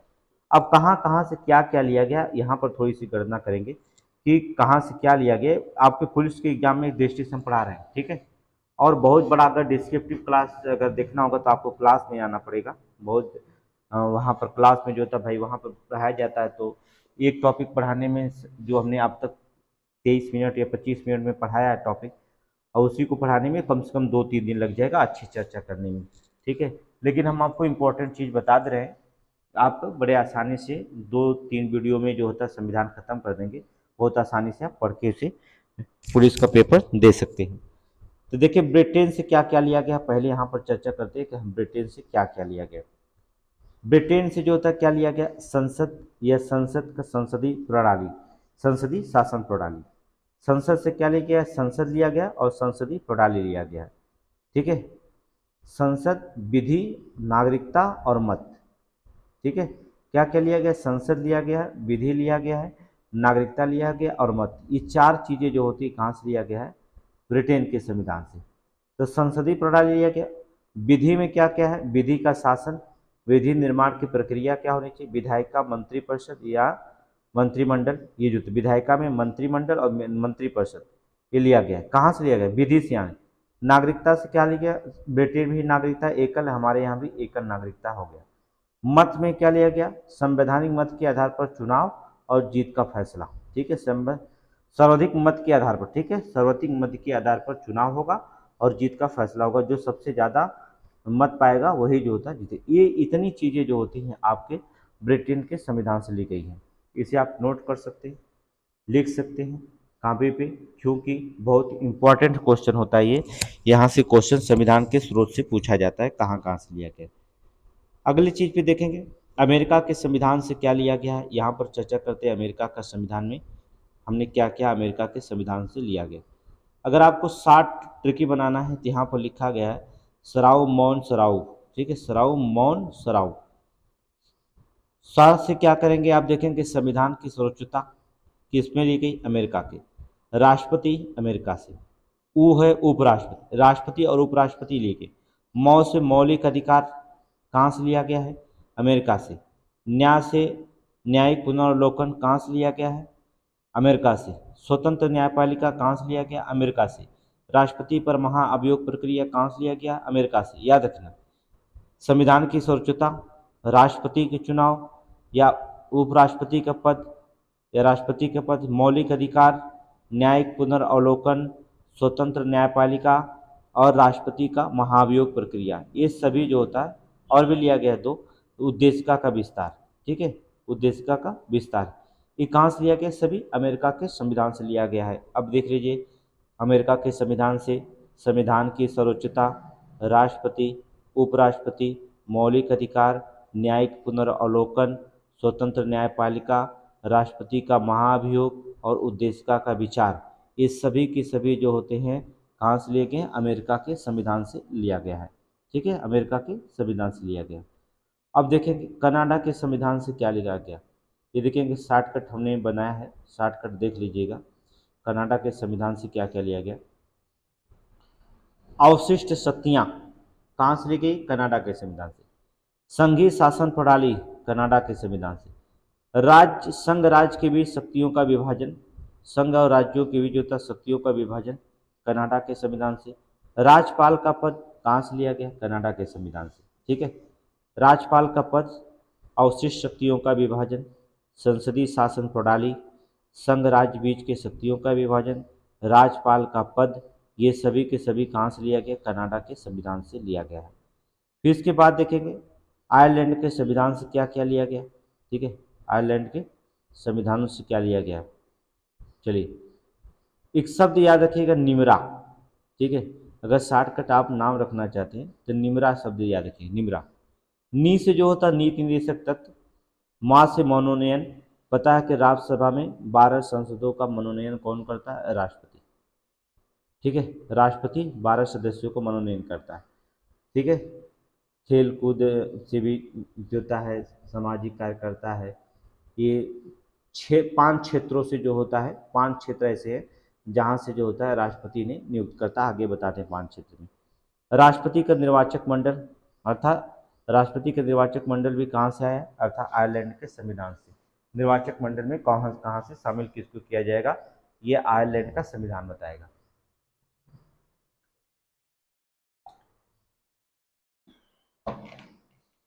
देखिए सबसे मोस्ट इंपॉर्टेंट है नीति निदेशक तत्व, बहुत बार क्वेश्चन पूछा गया, चाहे पुलिस हो, चाहे एसएससी हो, चाहे पीसीएस हो, कोई भी एग्जाम देते हैं, राज्य का नीति निदेशक तत्व जो होता है बहुत बार क्वेश्चन ही पूछा गया है, इसलिए इंपॉर्टेंट क्वेश्चन होते हैं। आगे देखेंगे ऑस्ट्रेलिया के संविधान से क्या क्या लिया गया। ऑस्ट्रेलिया के संविधान से हमने क्या क्या लिया है, देखेंगे प्रशस्त केंद्र जो लिखा गया है शॉर्टकट में, प्रशस्त केंद्र, प्रस्तावना की भाषा ऑस्ट्रेलिया से, समवर्ती सूची जिस पर राज्य और केंद्र दोनों कानून बना सकती है, समवर्ती सूची ऑस्ट्रेलिया से, शक्ति पृथक्करण ऑस्ट्रेलिया से, केंद्र राज्य का संबंध ऑस्ट्रेलिया से, याद रखना केंद्र और राज्य का संबंध ऑस्ट्रेलिया से, समवर्ती सूची ऑस्ट्रेलिया, दोनों इंपॉर्टेंट बहुत है, ठीक है। तो ऑस्ट्रेलिया से क्या क्या लिया गया? प्रस्तावना की भाषा, समवर्ती सूची, शक्ति पृथक्करण, केंद्र राज्य का संबंध, ये किससे लिया गया? अर्थात ऑस्ट्रेलिया से लिया गया है। फ्रांस से क्या क्या लिया गया? अभी हमने फ्रांस से शब्द हमने बताया था कि स्वतंत्रता, समानता, बंधुता और गणतंत्रता, ये मोस्ट इंपॉर्टेंट, ये सभी किससे? फ्रांस के लिया गया, फ्रांस की क्रांति से प्रेरित शब्द हैं। स्वतंत्रता भी फ्रांस की क्रांति से प्रेरित है, समानता भी, बंधुता भी और गणतंत्रता, ये चारों जो होता फ्रांस के संविधान से हमने लिया है। आगे देखेंगे, यहाँ पर देखेंगे रूस से हमने क्या लिया, तो रूस से हमने मौलिक कर्तव्य लिया था। रूस से क्या लिया? मौलिक कर्तव्य। दक्षिण अफ्रीका से संविधान संशोधन की प्रक्रिया, जर्मनी से आपातकाल और जापान से विधि द्वारा स्थापित प्रक्रिया, ये बहुत इंपॉर्टेंट है, चारों के चारों जो था 4 स्टार के सवाल है, ठीक है, 4 स्टार के सवाल है। अर्थात रूस से मौलिक कर्तव्य लिया गया, रूस के संविधान से मौलिक कर्तव्य, दक्षिणी अफ्रीका से संविधान संशोधन की प्रक्रिया, जर्मनी से आपातकाल उपबंध और जापान से विधि द्वारा स्थापित प्रक्रिया, ये चारों इंपॉर्टेंट क्वेश्चन है, ठीक है, इन्हें जो होता है नोट्स करना होगा, चारों मोस्ट इंपॉर्टेंट क्वेश्चन रखे गए। अब देखेंगे ये संविधान के स्रोत हुआ, अब हमें मोस्ट इंपॉर्टेंट और क्या क्वेश्चन, देखिए पुलिस में जो होता है संविधान का स्रोत तो जान लेंगे, लेकिन कभी कभी जो होता है जो संसद होते हैं उन संसदों का नाम भी पुलिस में पूछा जाता है, ठीक है। थोड़ी सी संसद में यहाँ जीके में थोड़ा पढ़ लेते हैं। संसद में ब्रिटेन के संसद को पार्लियामेंट कहा जाता है, ऑस्ट्रेलिया को भी पार्लियामेंट कहा जाता है, कनाडा को पढ़ लें। ब्रिटेन, ऑस्ट्रेलिया और कनाडा की संसद को जो होता है हम क्या कह सकते हैं, संसद का नाम पार्लियामेंट है। अमेरिका का जो संसद का नाम होता है कांग्रेस। रूस के संसद का नाम ड्यूमा, याद रखिएगा ड्यूमा है। ठीक है, थोड़ी सी यहाँ पर हमने चर्चा इसलिए संसद कर दिया क्योंकि क्वेश्चन पूछा गया। जापान का दाऊथ है। बांग्लादेश की संसद का नाम जातीय संसद है। नेपाल के संसद का नाम राष्ट्रीय पंचायत है। ईरान के संसद का नाम मजलिस है। मालदीव का भी जो होता है मजलिस है। पाकिस्तान के संसद का नाम नेशनल असेंबली है। फ्रांस की संसद का नाम भी नेशनल असेंबली है। भूटान का जो होता सुगडू है, याद रखना भूटान का बहुत इंपॉर्टेंट है, भूटान का अर्थात सुगडू है। अफगानिस्तान के संसद का नाम शोरा है। तुर्की के संसद का नाम ग्रेट नेशनल असेंबली है। चीन के संसद का नाम नेशनल पीपल काउंसिल है। और स्विट्जरलैंड का नाम है फेडरल नेशनल असेंबली। ये जितना संसद बताएं मोस्ट इंपॉर्टेंट है इन सब। तो अब तक जो चर्चा किए वो तो बात थी संविधान के स्रोत कहाँ कहाँ से थे या संविधान कैसे लाया गया। अब हम पढ़ेंगे संविधान का निर्माण के बारे में चर्चा करेंगे। अब हमें संविधान के निर्माण में चैप्टर क्या क्या पढ़ेंगे आज। संविधान का उद्गम कहाँ से हुआ था, विश्व में सबसे पहले। संविधान का उद्गम भारत में कहाँ हुआ, विश्व में कहाँ हुआ था, भारत में कहाँ हुआ। अगस्त प्रस्ताव 8 अगस्त 1940 को। फिर क्रिप्स मिशन पढ़ेंगे। फिर कैबिनेट मिशन पढ़ेंगे। फिर संविधान सभा का चुनाव पढ़ेंगे। सीधी कार्यवाही दिवस 16 अगस्त 1946 को। अंतरिम सरकार का गठन पढ़ेंगे। फिर संविधान का निर्माण पढ़ेंगे। जब इतने पढ़ने के बाद तब हम संविधान में घुसेंगे कि संविधान में कैसे कैसे, तो इतनी हेडिंग हमें पढ़नी है। तो चलिए बिना देर के हुए शुरू करते हैं। पहला चैप्टर जो था संविधान के उद्गम की बात करेंगे। तो थोड़ा सा उद्गम की बात कर लेते हैं कि संविधान का उद्गम कहाँ से हुआ था। बस इसमें एक मिनट का आपका समय लेंगे कि 18वीं शताब्दी में 3 प्रमुख क्रांतिकारियाँ हुई थी। याद रखना 18वीं शताब्दी में जो था कहा जाता है कि 3 प्रमुख क्रांतिकारियाँ हुई थी। ये विश्व में भिन्न भिन्न देशों में जो होता था इनके परिणाम और प्रभाव देखने को मिले थे। पहली क्रांति जो मानी जाती है 1968 1688 क्रांति, ब्रिटेन की क्रांति, जो गौरवशाली क्रांति या वैभवपूर्ण क्रांति या रक्तहीन क्रांति के नाम से भी जानी जाती है। याद रखना ब्रिटेन की क्रांति को जो होता हम गौरवशाली क्रांति या वैभवपूर्ण क्रांति या रक्तहीन क्रांति कह सकते हैं। इनका नेतृत्व करने वाला थे जॉन लॉक। जेम्स द्वितीय ब्रिटेन का शासक था, इनके विरुद्ध जो होता क्रांति शुरू हुई। मांग क्या थी क्रांति की, लोकतंत्र। ब्रिटेन में राजतंत्र की जगह लोकतंत्र था। परिणाम क्या हुआ, इस क्रांति में किसी भी पक्ष के व्यक्ति को रक्त की एक बूंद भी नहीं निकली, केवल प्रदर्शन वार्तालाप से क्रांति क्या हो गई, सफल हो गई थी। ठीक है, ये क्रांति जो था सफल हो गई थी। कहने का मतलब था जेम्स द्वितीय के विरुद्ध ये क्रांति शुरू हुई थी। मांग थी कि ब्रिटेन में लोकतंत्र लाया जाए। परिणाम ये हुआ कि बिना खून एक बूंद बहाए भी जो होता है इस क्रांति को जो होता सफल मानी जाती है ब्रिटेन क्रांति। दूसरी क्रांति सब शुरू हुई थी 1776 की क्रांति मानी जाती है। दूसरी क्रांति, 3 क्रांतिकारी विश्व में बहुत इंपॉर्टेंट है। 1776 क्रांति, अमेरिका की क्रांति शुरू हो जाती है। इस पे जो होता है नेतृत्व करता थॉमस मैक जफरन थे। किसके विरुद्ध हुआ था, ब्रिटेन के विरुद्ध हुई थी। मांग क्या थी, स्वतंत्रता। ब्रिटेन से जो होता स्वतंत्रता थी कि ब्रिटेन जो होता कब्जा किया था अमेरिका पर, अर्थात ब्रिटेन का शासन था अमेरिका पर, तो स्वतंत्रता की मांग थी। और 1786 में जो होता है अमेरिकी संविधान को लागू हो गया था। अमेरिका संविधान में क्या हुआ, लागू हो गया था। तीसरी जो क्रांति सबसे ज़्यादा बड़ी क्रांति भी मानी जाती है, अर्थात 1789, अर्थात फ्रांस की क्रांति 1789। किस किस में, रूसो विरुद्ध किसके था, लुई 14वें का, फ्रांसीसी शासक था लुई 14वां, 16वां। याद रखना फ्रांस की क्रांति लुई 16वें के शासनकाल में, कई बार क्वेश्चन पूछा गया। लुई 16वें के जो होता शासनकाल में फ्रांस की क्रांति हुई थी। नारा क्या था, स्वतंत्रता, समानता और बंधुता। और यही जो होता नारा से जो था फ्रांस की क्रांति से भारत में लाया गया था। परिणाम क्या हुआ, फ्रांस की जनता अपने मूल अधिकारों के प्रति सजग थी। लुई 16वें को मौलिक अधिकार के उल्लंघन के कारण इसे फांसी पर चढ़ा दिया गया था। जो लुई 16वें को जो होता मौलिक अधिकार का उल्लंघन किया, जिससे जो होता इसे क्या कर दिया गया, फांसी पर जो होता चढ़ा दिया गया। अब देखिएगा मैप में देख लीजिएगा, यहाँ अमेरिका की क्रांति शुरू हुई थी, ब्रिटेन की क्रांति, ब्रिटेन कहाँ शुरू हुई थी जाने। ठीक है, जहाँ जहाँ भी क्रांति शुरू हुई, यहाँ पर तो स्वतंत्रता की क्रांति हुई थी। लेकिन संविधान का उद्गम भारत में कहाँ, वो तो आप जान गए विश्व में उद्गम था। लेकिन भारत में संविधान का उद्गम कैसे हुआ, संविधान कैसे मिला हमें भारत में, इसका उद्गम कैसे हुआ, थोड़ी सी चर्चा यहाँ करेंगे, फिर तुरंत आपको चैप्टर बताएंगे। ये बहुत इंपॉर्टेंट क्वेश्चन बता रहे हैं, आपको याद रखिएगा, नोट्स बना लीजिएगा, बहुत इंपॉर्टेंट क्वेश्चन है आपके लिए। अच्छे से नोट्स बनाइए और इसे पढ़िए। कुछ भी आपको पुलिस में क्वेश्चन नहीं छूटेगा, मेरी गारंटी है। बस आप 3 घंटे का 4 घंटे का वीडियो देखिएगा, मेरा 3 वीडियो पढ़ेगा। इन तीनों वीडियो को अगर आप पुलिस में पढ़ के देख के जाते हैं 100% संविधान का एक भी क्वेश्चन। इसके बाद हम विज्ञान के क्वेश्चन बताएंगे, विज्ञान में कहाँ कहाँ से पढ़ के जाना है, फिर आपको ज्योग्राफी के बता देंगे। कहने का मतलब होता है 10 से 15 दिन में आपका पूरा सिलेबस को कवर कर लेंगे मैराथन क्लास से।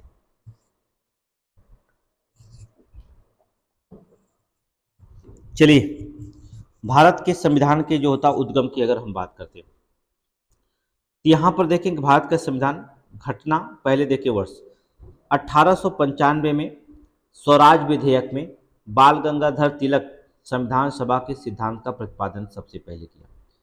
संविधान सभा के सिद्धांत का प्रतिपादन करने वाला पहले व्यक्ति कौन थे? बाल गंगाधर तिलक। कह दिया जाए कल्पना करने वाले व्यक्ति थे।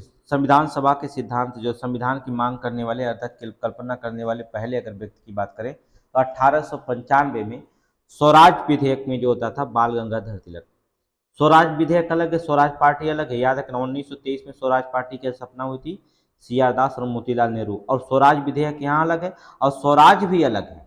याद रखना 3 शब्द तीनों का अलग है, स्वराज अलग है, स्वराज विधेयक अलग है और स्वराज पार्टी अलग है, इसे कंफ्यूज मत होइएगा, ठीक है। बाल गंगाधर तिलक 1922 में हरिजन पत्र में महात्मा गांधी ने संविधान सभा का प्रथम सुझाव दिया था। अर्थात संविधान सभा का प्रथम सुझाव अगर पूछता है किसने दिया था तो संविधान सभा का जो प्रथम सुझाव दिए थे वो महात्मा गांधी थे। याद रखना संविधान सभा का प्रथम सुझाव देने वाले कौन थे? महात्मा गांधी जो थे प्रथम सुझाव दिए थे। किसमें? हरिजन पत्र में। 1934 में कांग्रेस का बंबई अधिवेशन में जो होता डॉक्टर राजेंद्र प्रसाद जी ने संविधान सभा की औपचारिक मांग रखी थी। संविधान सभा का औपचारिक मांग किसने किया था? डॉक्टर राजेंद्र प्रसाद। किस अधिवेशन में? कांग्रेस के बंबई अधिवेशन में। कब? 1934 में। डेट याद रखिएगा, याद रखिएगा, ये इंपॉर्टेंट क्वेश्चन है, याद रखिएगा, बहुत इंपॉर्टेंट क्वेश्चन है सारे। एक क्वेश्चन यहाँ से आता है तो आता है, चाहे कुछ भी हो, आप पढ़ देंगे तो पढ़ेंगे आप मन में। इसे जो होता है एक बार कॉपी पे नोट करिए और पढ़िए कहाँ कहाँ से क्वेश्चन आता है। 1936 में जो होता कांग्रेस का लखनऊ अधिवेशन हुआ, किससे? जवाहरलाल नेहरू के अध्यक्षता। किसके? जवाहरलाल नेहरू के अध्यक्षता में संपूर्ण संविधान की मांग हुई थी। संपूर्ण संविधान की मांग, यह प्रजातांत्रिक संविधान था। क्या? प्रजातांत्रिक संविधान था। लखनऊ अधिवेशन याद रखना बहुत इंपॉर्टेंट है पुलिस के लिए, ये 4 स्टार का सवाल है, बहुत इंपॉर्टेंट है, ठीक है। अर्थात जवाहरलाल नेहरू संविधान के संप्रभु संविधान की मांग इसमें किया था। फिर इसके बाद जो होता है 8 अगस्त को जो था अगस्त प्रस्ताव हुआ। नेतृत्वकर्ता कौन थे? लिन लिथगो थे। जो था संविधान सभा की मांग को ब्रिटिश सरकार ने पहली बार स्वीकार किया था, और स्वीकार कर उन्होंने क्या किया? युद्ध के बाद संविधान सभा देने का जो होता प्रावधान रखा गया, ठीक है। युद्ध के बाद जो था संविधान सभा देने के प्रस्ताव ब्रिटिश सरकार ने रखा था। 30 मार्च को क्रिप्स मिशन आया और इसे अध्यक्ष कौन थे? स्टीफोर्ड क्रिप्स थे। क्रिप्स मिशन का प्रस्तुत था युद्ध के बाद भारत को संविधान सभा देने का प्रावधान किया गया, ठीक है। क्रिप्स मिशन के तहत कहा गया कि युद्ध समाप्त होने के बाद, द्वितीय विश्व युद्ध चल रहा था, युद्ध कौन था? द्वितीय विश्व युद्ध चल रहा था, युद्ध समाप्त होगा फिर हम जो होता है भारत को जो होता संविधान सभा देने का प्रावधान करेंगे, दे देंगे, ठीक है। इसके बाद 1946 में कैबिनेट मिशन की रिपोर्ट आई, इसके अध्यक्ष पैथिक लॉरेंस थे। कैबिनेट मिशन ने अपनी रिपोर्ट को जो था प्रस्तुत किया था। 1 जुलाई 1946 को संविधान सभा का चुनाव हुआ, जिसमें कुल 296 सीटों पर जो था चुनाव हुआ था। इसमें कांग्रेस विजेता रही, जिसकी जो था 208 मतों से विजेता रही। 2 सितंबर 1946 को अंतरिम सरकार का गठन किया गया था। अंतरिम सरकार के सदस्यों के नाम अभी बता रहे हैं, ये तो हमने बताया ना, थोड़ी सी चर्चा करें फिर तुरंत अभी आ रहा है। अंतरिम सरकार का गठन हुआ था, इसके अध्यक्ष को अध्यक्षता कर रहे थे जवाहरलाल नेहरू। इसमें कितने कुल सदस्य थे? 12। इन 12 सदस्यों का नाम भी याद रखना होगा।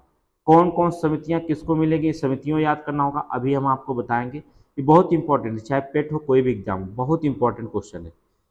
फिर इसके बाद जो होता है 9 दिसंबर को जो होता है 9 दिसंबर 1946 को जो होता है संविधान सभा का प्रथम अधिवेशन हुआ और अस्थायी बैठक थी।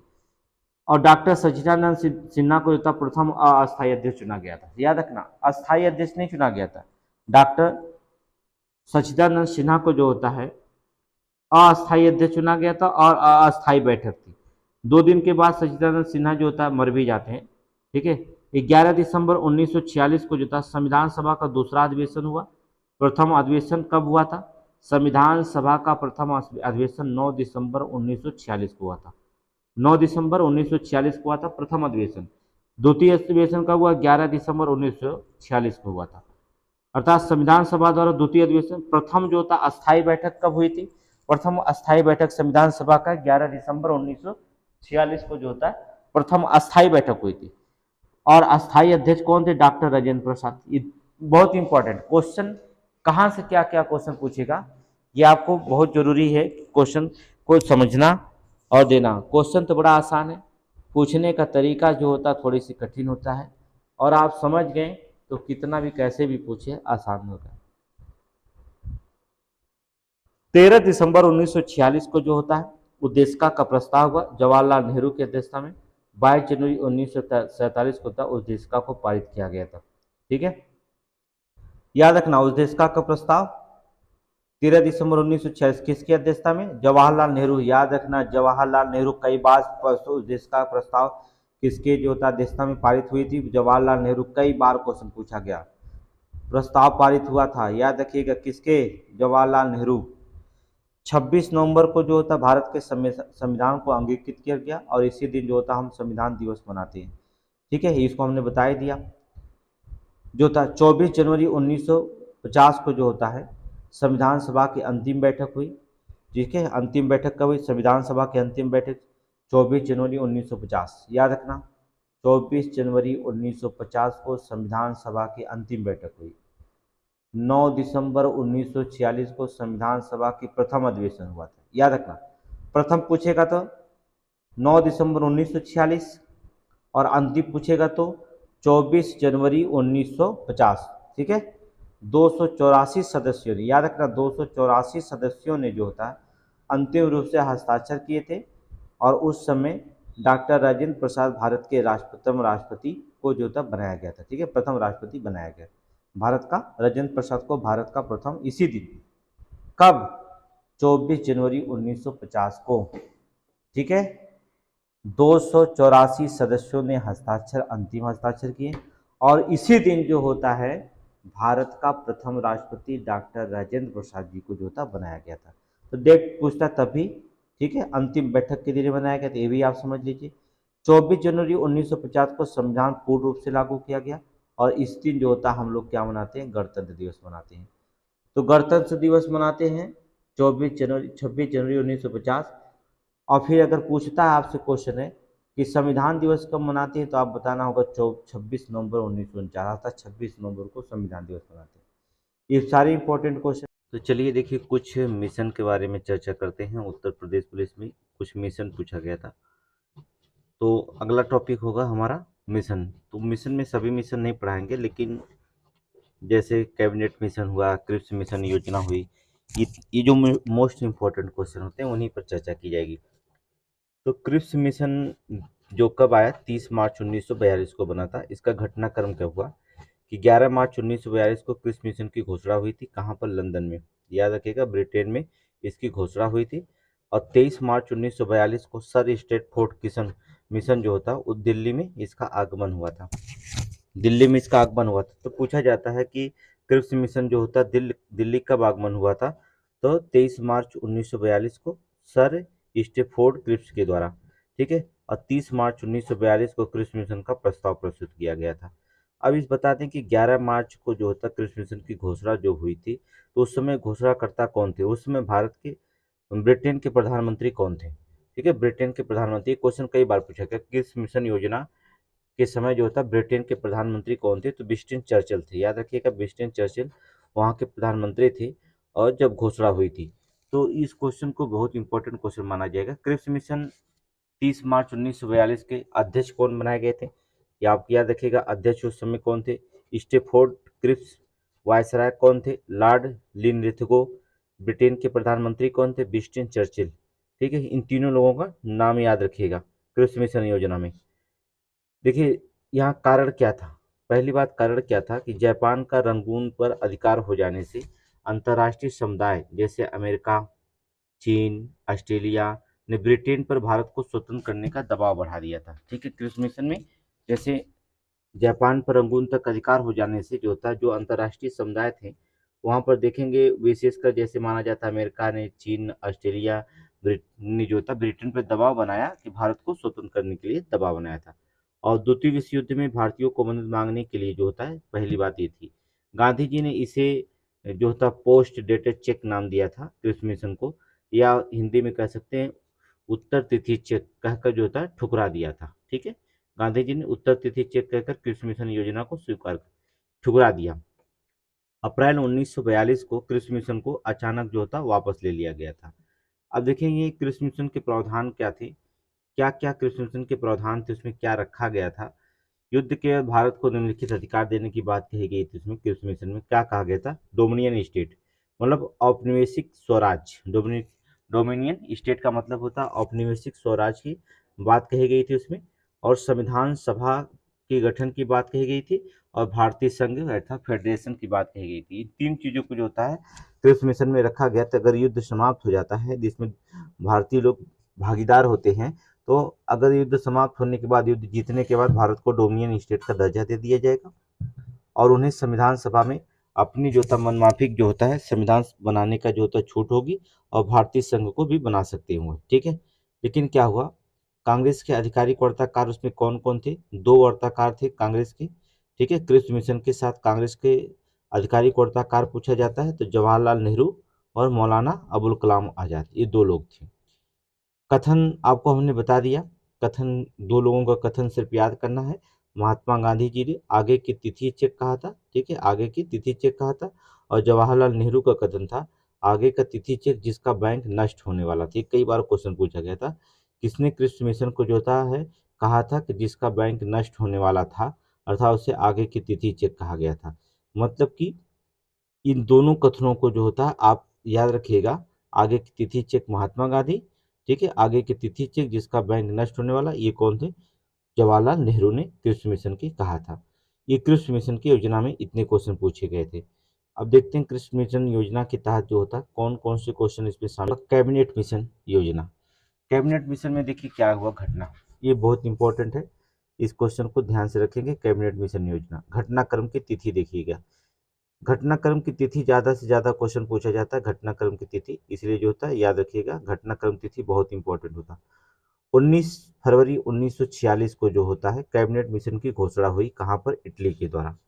इटली के द्वारा घोषणा हुई थी, अमेरिका में, लंदन में। 24 मार्च 1946 को कैबिनेट मिशन दिल्ली में इसका आगमन हुआ। 16 मई 1946 को कैबिनेट मिशन ने अपनी रिपोर्ट को प्रस्तुत किया। 29 जून 1946 को कैबिनेट मिशन ने भारत से वापस चला गया। जुलाई 1946 में संविधान सभा का चुनाव हुआ, और 16 अगस्त 1946 को जो होता है सीधी कार्रवाई दिवस मनाया गया था। ये इंपॉर्टेंट क्वेश्चन है, सीधी कार्रवाई दिवस कब मनाया गया था कैबिनेट मिशन योजना की को तहत, अर्थात 16 अगस्त 1946 को। और 2 सितंबर 1946 को अंतरिम सरकार का गठन किया गया था। ये इंपॉर्टेंट दोनों याद रखिएगा, दोनों डेट याद रखिएगा। सीधी कार्यवाही दिवस 16 अगस्त 1946 को, और अंतरिम सरकार का गठन की बात 2 सितंबर 1946 को हुई थी। ठीक है, फिर इसके बाद जो था कैबिनेट मिशन का अध्यक्ष कौन था, अध्यक्ष पूछा जाएगा तो अध्यक्ष जो थे पॉथे क्लैरेंस, जो भारत के सचिव थे। सदस्य में देखेंगे तो स्टेपोर्ट क्रिप्स थे, जो बोर्ड ऑफ द ट्रेड के अध्यक्ष थे, और एबी अलेक्जेंडर नौसेना मंत्री थे। कैबिनेट मिशन की सिफारिशें क्या थी, मोस्ट इंपॉर्टेंट यहाँ तक थी कि क्या क्या सिफारिशें थी। पहली, भारतीय संघ, भारत एक संघ होगा जिसमें प्रांत और देशी रियासतें शामिल होंगी। कैबिनेट मिशन में कहा गया कि भारत जो होता है एक संघ होगा जिसमें ब्रिटिश प्रांत और देशी रियासतों को शामिल किया जाएगा, उनको मिलाकर एक भारतीय संघ बनाया जाएगा। एक संविधान सभा होगी, संपूर्ण भारत के लिए संविधान सभा का गठन किया जाएगा। 389 सदस्य में बात कही गई थी, 389 सदस्य में 292 ब्रिटिश प्रांत के थे, 93 देशी रियासतें थी, 4 कमिश्नर प्रांत शामिल थे इसमें। अप्रत्यक्ष चुनाव था, संविधान सभा का निर्माण था आम चुनाव द्वारा हो। ठीक है, आम चुनाव द्वारा हो। प्रतिनिधित्व की बात कही जाए तो 10 लाख पर जनता पर एक प्रतिनिधि रखा गया था। ये आपका आरओ में क्वेश्चन पूछा गया था। आरओ में 10 लाख पर जो था एक प्रतिनिधि रखा गया था। पाकिस्तान मांग को जो था अस्वीकार कर दिया गया था। मुस्लिम लीग ने पाकिस्तान मांग को जो था क्या कर दिया, अस्वीकार कर दिया था। अंतरिम सरकार की बात करें तो अंतरिम सरकार का गठन किया जाएगा। संविधान निर्माण तक जो था सर्वदलीय अंतरिम सरकार का गठन किया जाएगा। इनकी बात जो थी कैबिनेट मिशन में कही गई थी। इसके बारे में महात्मा गांधी का कथन थे। महात्मा गांधी क्या इसके बारे में कहते थे कि महात्मा गांधी कैबिनेट मिशन के पक्ष में पूरी तरह से थे। महात्मा गांधी ने इस योजना को सबसे उत्कृष्ट योजना बताया था, ठीक है, जिसने दुख की मारी भारत भूमि यातना से मुक्त हो सकती है। इसके बारे में महात्मा गांधी जी ने इस योजना को बताया था, कैबिनेट मिशन योजना। फिर इसके बाद अगला योजना जो शुरू होती है, अगली हेडिंग होती है आपकी संविधान सभा का चुनाव। जुलाई 1946 में घटनाक्रम में यहाँ पर देखेंगे संविधान सभा के चुनाव से कहां से क्वेश्चन पूछा जाएगा। देखिए 16 मई 1946 को कैबिनेट मिशन रिपोर्ट सौंपी। 1 जुलाई 1946 को संविधान सभा का चुनाव हुआ, ठीक है। 16 अगस्त 1946 को सीधी कार्यवाही दिवस मनाया गया। 2 सितंबर 1946 को जो था अंतरिम सरकार का गठन किया गया। ये पता आपको अंतरिम सरकार का गठन कब हुआ, अर्थात 2 सितंबर 1946 को। 9 दिसंबर 1946 को संविधान सभा का प्रथम अधिवेशन हुआ और अस्थायी बैठक हुई जिसके अध्यक्ष सच्चिदानंद सिन्हा को बनाया गया। 11 दिसंबर 1946 को संविधान सभा का दूसरा सदन प्रारंभ हुआ जिसमें प्रथम अस्थायी बैठक हुई और अस्थायी अध्यक्ष जो था डॉक्टर राजेंद्र प्रसाद को बनाया गया था। 26 नवंबर 1949 को भारत के संविधान को अंगीकृत किया गया, इसलिए 26 नवंबर को जो हम संविधान दिवस मनाते हैं। 24 जनवरी जो होता 1950 को भारत का संविधान लागू हुआ, इसीलिए हम यहाँ पर गणतंत्र दिवस के रूप में मनाते हैं। ये आगे था। अब विधानसभा चुनाव, संविधान सभा का चुनाव की बात करें, किसके कैसे चुनाव हुआ, तो 1 जुलाई 1946 को कैबिनेट मिशन योजना के तहत भारत में संविधान सभा का चुनाव संपन्न हुआ था। याद रखिएगा किसके, कैबिनेट मिशन योजना, याद रखिएगा के तहत जो था भारतीय संविधान सभा का चुनाव हुआ था। किसकी योजना, कैबिनेट। 1 जुलाई 1946। कुल 296 सीटों पर चुनाव हुआ। दो हमने बताया कि 292 ब्रिटिश प्रांत के थे, 4 कम्युनिस्ट प्रांत के इसमें शामिल थे और 93 देशी रियासतों ने संविधान सभा के चुनाव में भाग नहीं लिया था। ये जो देशी रियासतें थी वो संविधान सभा के 1 जुलाई 1946 को जो चुनाव हुआ था उसमें भाग नहीं लिए थे। इन्होंने क्या कर दिया, अलग ही रखे थे, ठीक है। कांग्रेस के खाते में 208 सीटें गई, मुस्लिम लीग 73 सीटें गए थे, निर्दलीय उम्मीदवार 15 सीटें थी। ये इंपॉर्टेंट ही रखिएगा। कांग्रेस के खाते में 208 सीटें, मुस्लिम 73 सीटें और निर्दलीय उम्मीदवार 15 सीटें रखी गई थी। कभी कभी क्वेश्चन जो होता है सीधी कार्यवाही दिवस के बारे में चर्चा करते हैं। बहुत बार क्वेश्चन पूछा गया है सीधी कार्यवाही दिवस के बारे में। 16 अगस्त 1946 को बहुत इंपॉर्टेंट क्वेश्चन बन जाता है यहाँ पर। देखिए 16 अगस्त 1946 को सीधी कार्यवाही दिवस मनाया गया था। प्रमुख केंद्र पूछा जाता नोखली ढाका में पड़ता है। ये आपकी समीक्षा अधिकारी में पूछा गया था, पीसीएस में पूछा गया था कि सीधी कार्रवाई दिवस जो था कहाँ पर हुआ था। नोआखली कहाँ पड़ता है, ढाका में, ठीक है, ढाका बांग्लादेश की राजधानी। नेतृत्वकर्ता कौन थे, मोहम्मद अली जिन्ना थे, मुस्लिम लीग के संस्थापक माने जाते मोहम्मद अली जिन्ना थे। कारण क्या था, मुस्लिम लीग द्वारा अंतरिम सरकार योजना का विरोध करना था। कारण क्या था सीधी कार्रवाई दिवस में, कि अंतरिम सरकार योजना का जो होता क्या करना था, विरोध करना था। उद्देश्य क्या था, इसमें पाकिस्तान को मांग थी, नारा था लड़ कर लेंगे पाकिस्तान, इनका एक नारा था, ठीक है। और परिणाम क्या हुआ, सांप्रदायिक दंगे, ठीक है, परिणाम स्वरूप क्या हो गया, सांप्रदायिक दंगा जो होता शुरू हो गया था यहाँ पर। ये सीधी कार्रवाई दिवस के रूप में हुआ। अब हम बताते हैं कि अंतरिम सरकार का गठन 2 सितंबर 1946 में क्या क्या हुआ। यहाँ पर देखेंगे घटनाक्रम को याद रखिएगा।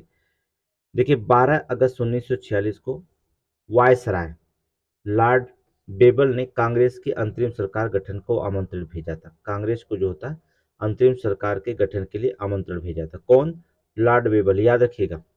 वायसराय लॉर्ड, अगर क्वेश्चन पूछा जाता कांग्रेस को अंतरिम सरकार के गठन के लिए आमंत्रण किसको भेजा गया था, किसने भेजा था, तो वायसराय लॉर्ड बेबल ने भेजा था। 24 अगस्त 1946 को वायसराय लॉर्ड बेबल द्वारा अंतरिम सरकार के गठन की घोषणा कर दी गई थी। 2 सितंबर को हमने बताया अंतरिम सरकार का गठन हुआ और हमने आपको बता दिया 9 दिसंबर 26 नवंबर और 26 जनवरी को क्या हुआ, संविधान लागू कर दिया गया था। अंतरिम सरकार की घोषणा किसके द्वारा की गई थी, लॉर्ड बिबल के द्वारा की गई थी। अध्यक्ष कौन थे, अर्थात जवाहरलाल नेहरू। ठीक है, कौन बनाए गए थे अध्यक्ष उस समय, कौन थे, अंतरिम सरकार घोषणा संविधान के गठन में अध्यक्ष कौन बनाए गए थे, जवाहरलाल नेहरू थे। ठीक है, तो ये याद रखिएगा, जवाहरलाल नेहरू। जवाहरलाल नेहरू सदस्य के अलावा जो होता है अध्यक्ष, तो अंतरिम सरकार गठन 2 सितंबर 1946 को हुई थी, लेकिन अध्यक्ष जवाहरलाल नेहरू थे और सदस्य 12 सदस्य इसमें शामिल थे। कितने सदस्य थे, 12 सदस्य।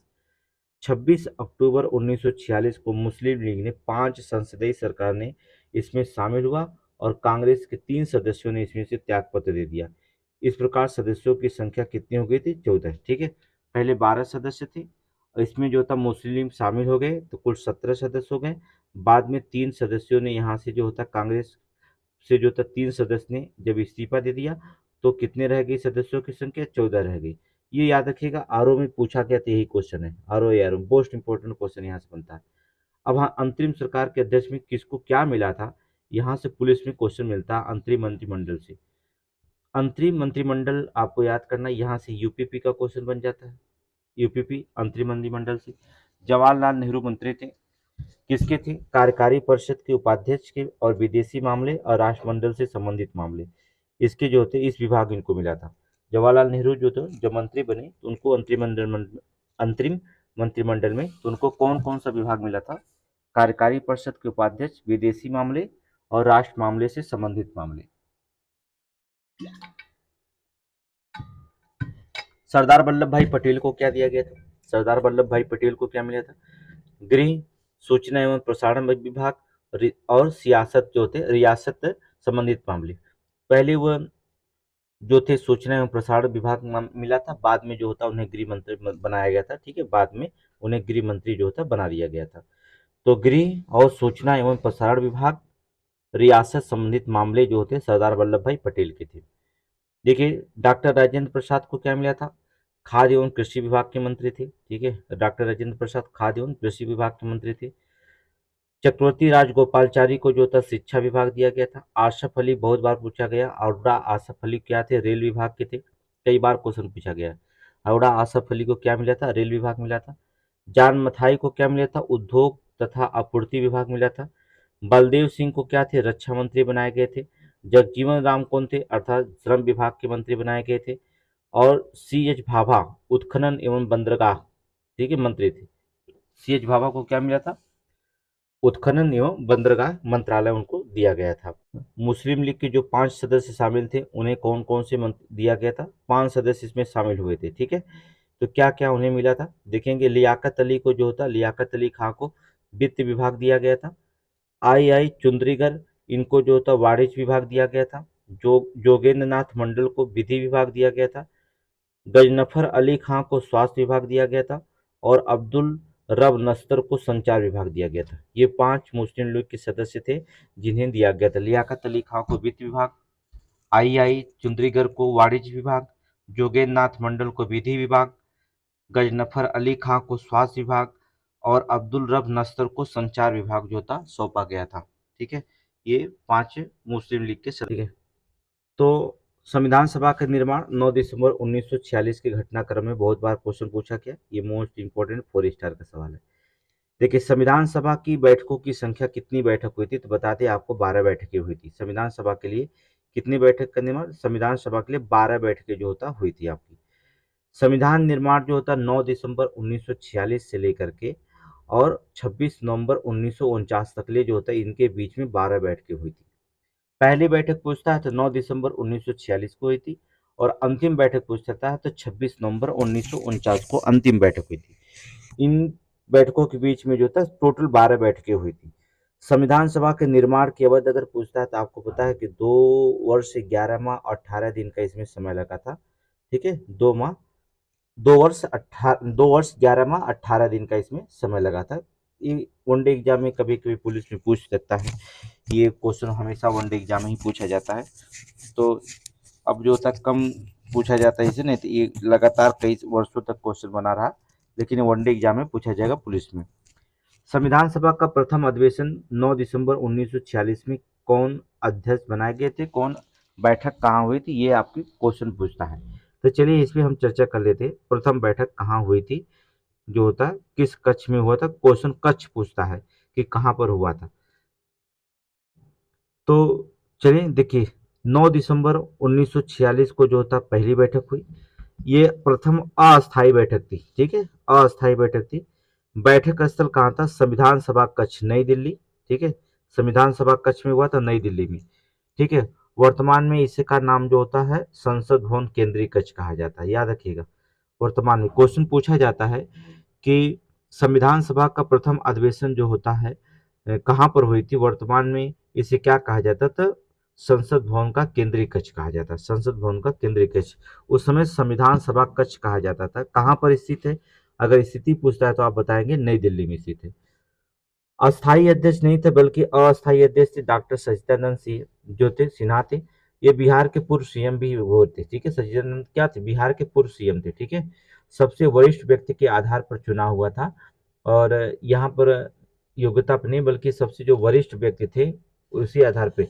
तो क्वेश्चन कभी कभी पूछता है सच्चिदानंद सिन्हा को जो था किस आधार पर चुना गया था, तो आपको बताना पड़ेगा कि सबसे वरिष्ठ व्यक्ति के आधार पर जो होता है सच्चिदानंद सिन्हा को जो होता है अस्थायी अध्यक्ष के रूप में चुना गया था।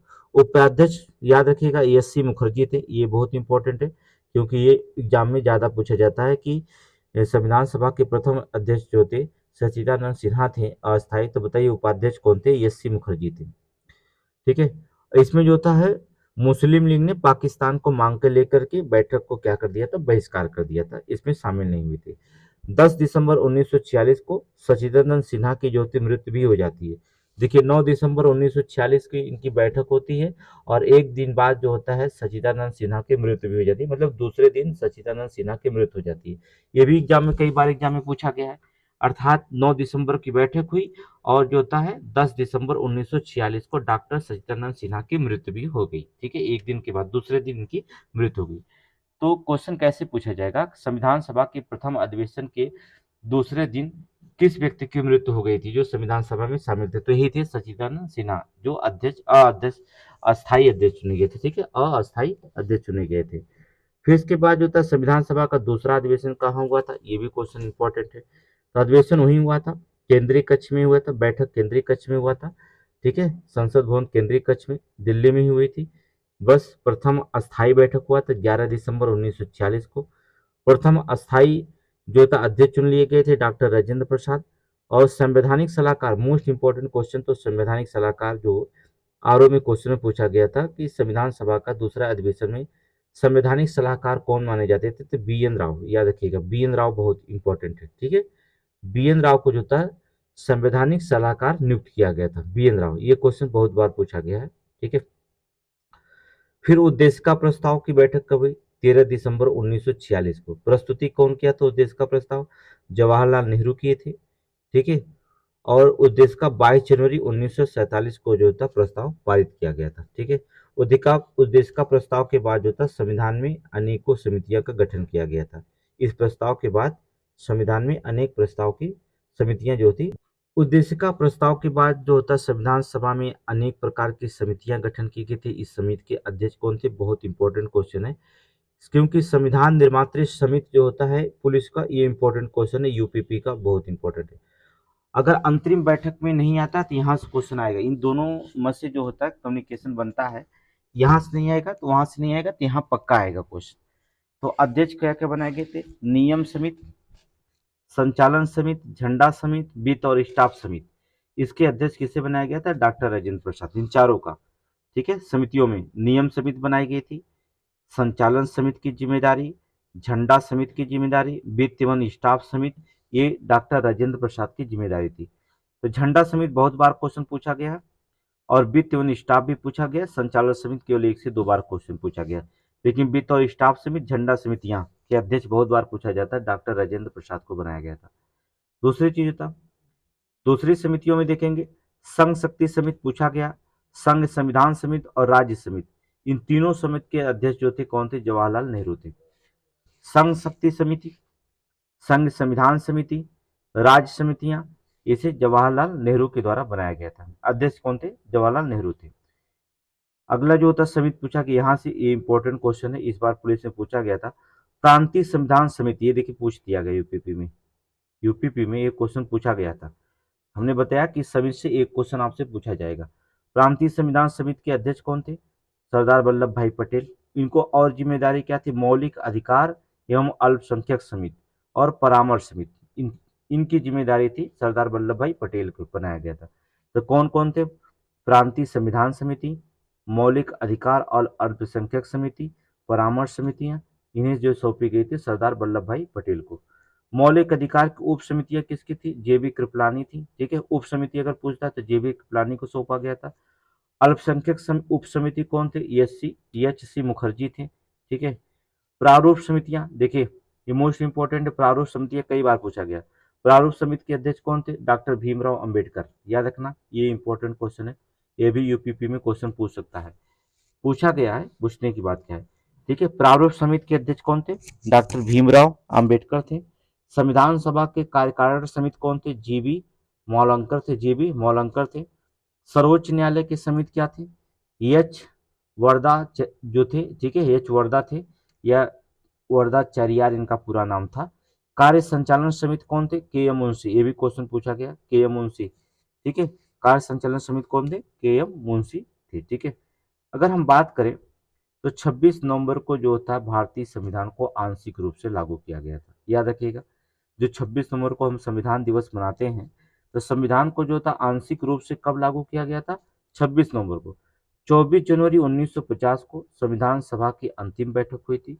284 सदस्यों ने हस्ताक्षर किए और इसी दिन जो होता भारत राजेंद्र प्रसाद को भारत का प्रथम राष्ट्रपति बनाया गया। कब बनाया गया था? भारत के प्रथम राष्ट्रपति का चुनाव कब हुआ था? 24 जनवरी 1950 को। याद रखना, संविधान सभा की अंतिम बैठक हुई थी उस समय, और डॉक्टर राजेंद्र प्रसाद को जो होता है प्रथम राष्ट्रपति बनाया गया था।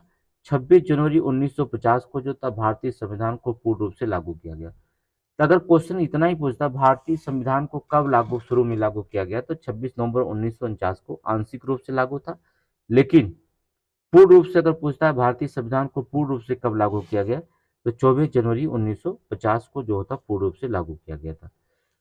अब एक चीज बताया था, इटली की घोषणा क्या थी? 20 फरवरी 1947 को इटली की घोषणा थी क्या? 20 फरवरी 1947 को इटली की घोषणा हुई। कहाँ हुई? यह स्थान याद रखना, हाउस ऑफ कॉमन्स लंदन में। ठीक है, ये क्वेश्चन कई बार पूछा जाता है कि इटली की घोषणा कहाँ हुई थी, तो हाउस ऑफ कॉमन्स लंदन में। घोषणाकर्ता कौन थे? तो ब्रिटेन के प्रधानमंत्री कौन थे? Clement Italy. याद रखना, क्लीमेंट इटली ने घोषणा क्या की थी, इंपॉर्टेंट थे, कि जून 1948 से पहले भारत को स्वतंत्र कर दिया जाएगा। ठीक है, इटली की घोषणा थी जून 1948 के पहले हम भारत को क्या करेंगे? स्वतंत्र कर देंगे। इसकी घोषणा कहाँ हुई थी? हाउस ऑफ कॉमन्स में लंदन में हुई थी। ब्रिटेन के प्रधानमंत्री कौन थे? अर्थात क्लीमेंट इटली। तो क्वेश्चन पूछा जाता है कि भारत को 1948 से पहले जो था भारत को स्वतंत्र घोषणा की गई थी, भारत को स्वतंत्र कर दिया जाएगा। तो बताइए उसमें ब्रिटेन के प्रधानमंत्री कौन थे? तो कौन थे? क्लीमेंट इटली थे। क्वेश्चन पूछने का तरीका उसका अलग होता है। ठीक है, प्रारूप एक अलग होता है, आपको क्वेश्चन बताएंगे कहाँ से कैसे क्वेश्चन पूछा जाता है। ठीक है, यहाँ पर देखेंगे अगली योजना की हम चर्चा करते हैं, माउंटबेटन योजना। 3 जून 1947 को भारत की स्वतंत्रता यहाँ पर मिलती है। घटनाक्रम क्या? माउंटबेटन योजना बहुत इंपॉर्टेंट है आपका। माउंटबेटन योजना के बारे में 3 जून 1947 को माउंटबेटन योजना को घोषणा हुई थी। चलिए क्या कब कैसे घोषणा हुई यहाँ पर देखेंगे। 22 मार्च 1947 को भारत का अंतरिम वायसराय, याद रखना अंतिम वायसराय कौन था? लॉर्ड माउंटबेटन, भारत में आगमन होता है।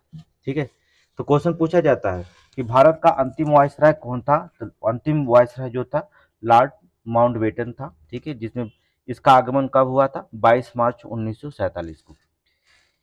3 जून 1947 को माउंटबेटन योजना आपने प्रस्तुत किया।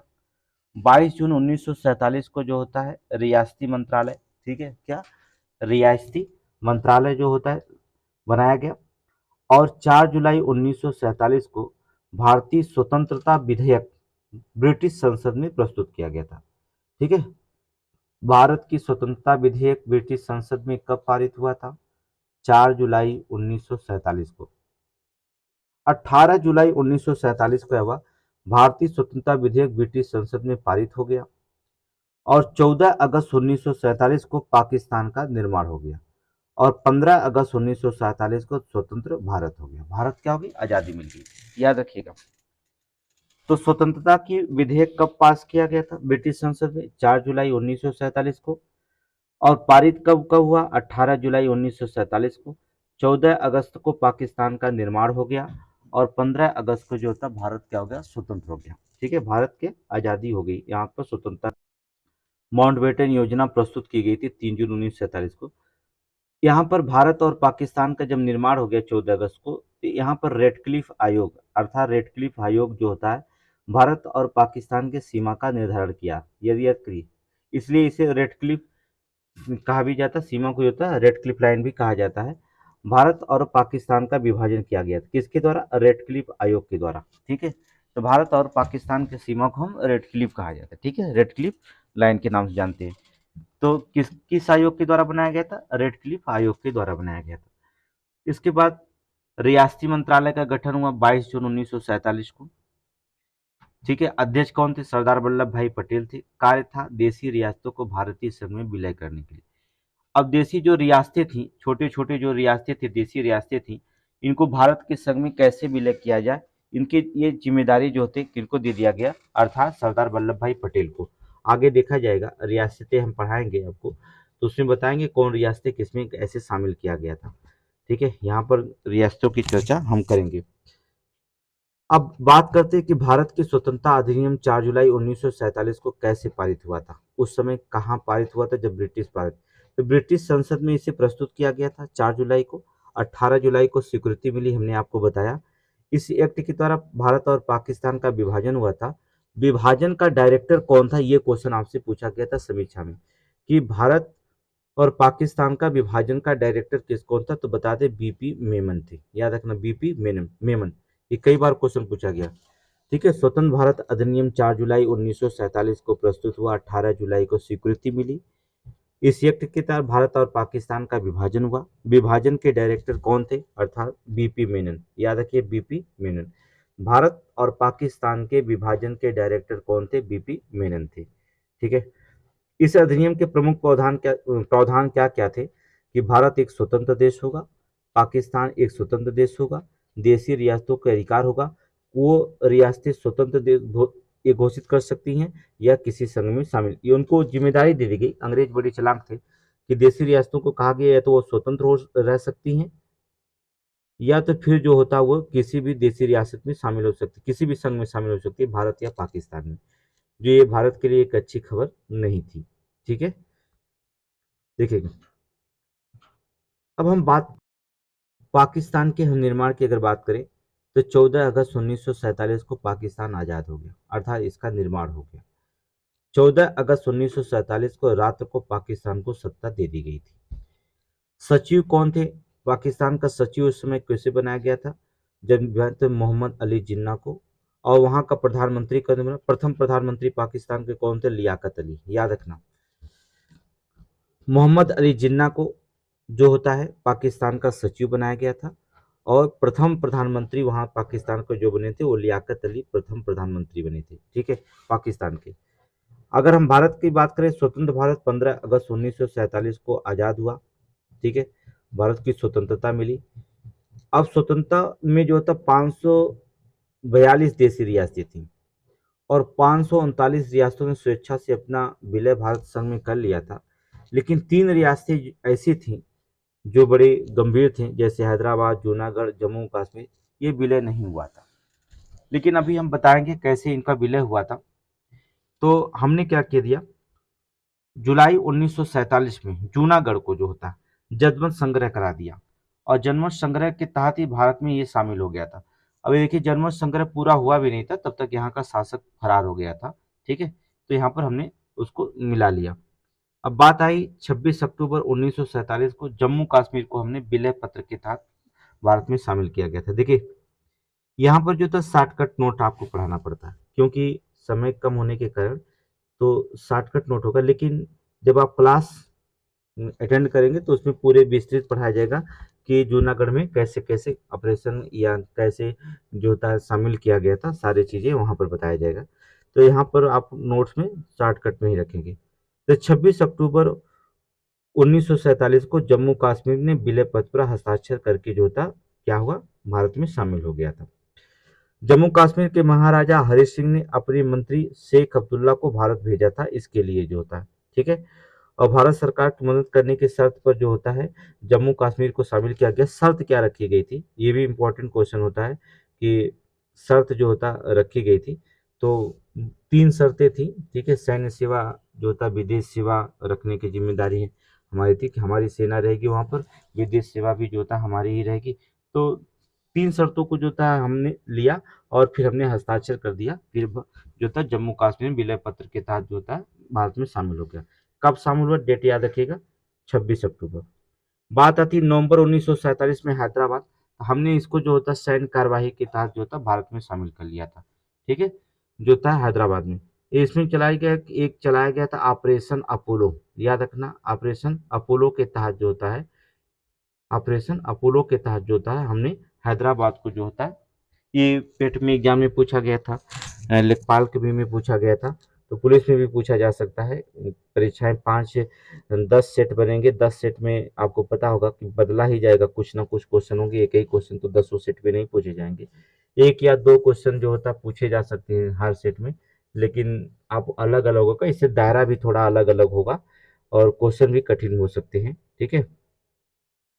अब इसमें देखेंगे, ये तो अब हमारा अगला टॉपिक जो कल होगा राष्ट्रीय प्रतीक, जो संविधान निर्माण में शुरू में आ जाएंगे आपको कि कौन से अनुच्छेद जो होता है कब कब शामिल किया गया था, और कुछ चिन्हों के बारे में चर्चा करते हुए हम आगे चलेंगे, फिर इसके बाद जो होता है संविधान के कार्यवाही दिवस पे आ जाएंगे।